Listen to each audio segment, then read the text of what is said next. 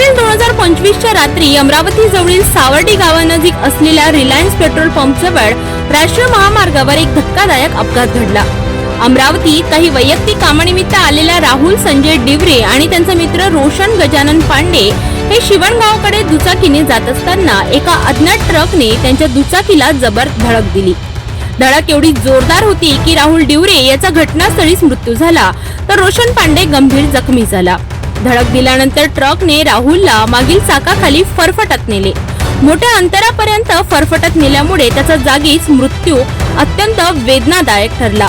या अपघातात दुचाकी चकनाचूर झाली असून ही घटना इतकी भीषण होती की घटनास्थळी पाहणाऱ्यांचेही डोळे पाणावले। नांदगाव पेठ पोलीस ठाण्याच्या पथकाने त्वरित घटनास्थळी धाव घेतली। फिर्यादी रोशन गजानन पांडे यांच्या तक्रारीवरून पोलिसांनी अज्ञात ट्रक चालकाविरुद्ध भारतीय न्याय संहितेच्या कलम 281, 125 ए, 106, 134 अंतर्गत गुन्हा दाखल केला आहे। दरम्यान ट्रक चालकाने अपघातानंतर घटनास्थळावरून पलायन केले असून पोलीस त्याचा शोध घेत आहेत।